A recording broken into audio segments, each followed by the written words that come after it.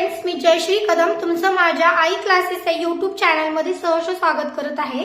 मला माहिती आहे तुम्हा सर्वांना गुणाकार येतो, परंतु दशांश चिन्ह कुठे द्यावं हे समजत नाही। मी तुम्हाला 100% खात्री देते, तुम्ही जर हा व्हिडिओ पाहिला यानंतर कोणत्याही एक्झाम मधील तुमचा दशांश अपूर्णांकाचा प्रश्न चुकणार नाही। म्हणजे दशांश चिन्ह असेल ते कुठे द्यावं हे या व्हिडिओमधून तुम्हाला नक्की समजून जाईल। चला तर मग व्हिडिओला सुरुवात करूया। पहिले काय आहे बघा, 1.4 गुणुले 0.4। आता या दोघांचा गुणाकार करायचा तर कसा करायचा, पहिले आपल्याला काय करायचंय, पॉइंट काढून घ्यायचा आहे आणि संख्या लिहून घ्यायची आहे। इथे मी लिहून घेतलेला आहे, आपल्याला वेळ वाचवून तर मी लिहून घेतले आहे। चला तर गुणाकार करूया।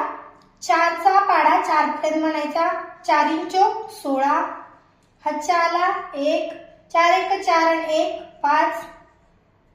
माहिती आहे आता 0 ही दुसरी संख्या, आपण दुसऱ्या संख्येने गुणताना इथे काही चिन्ह देतो, म्हणून 0 ने 4 ला गुणा, 0 ने कोणत्याही संख्येला गुणल्यावर उत्तर 0च येतो, म्हणून या दोन संख्या 2 0 आले। आता काय करायची असती, ऍडिशन करायची असती।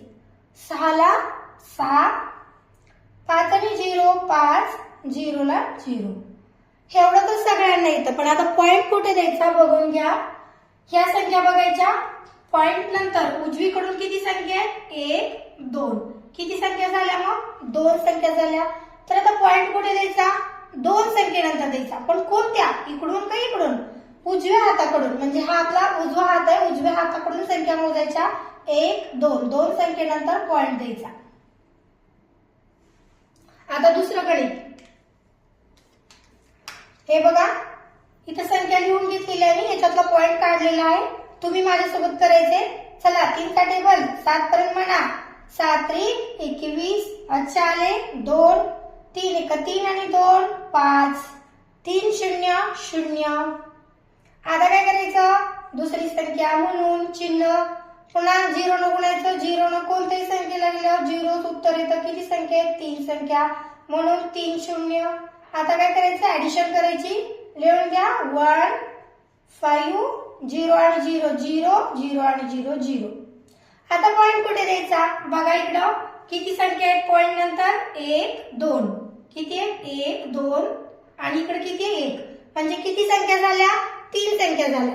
तर आता पॉइंट कुठे द्यायचा, 3 संख्येनंतर द्यायचा।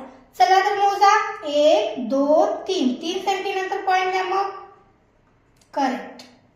आता बघा नेक्स्ट, आता काय असं करायचं का, प्रत्येक गणित आलं की असं लिहून घ्यायचं नाही। आता बघा हे 56 आहे आणि हे 9 आहे, मी फक्त 2च घेते, हे 2 0 सगळे काढून टाकते, कारण या 0चा असाही काही उपयोग नसतो।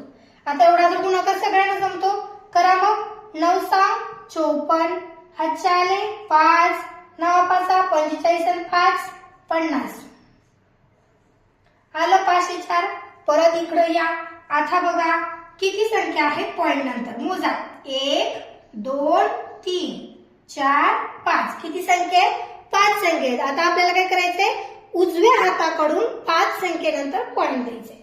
बघा किती संख्या आहे, तिथं तर 3, मग 5 संख्या बनवायला 1 2 1 2 3 4 5 संख्या झाल्या। आता पॉइंट कुठे द्यायचा, मग पॉइंट इथे द्यायचा आणि इकडे 0 लिहून घ्यायचा। सिंपल आहे ना।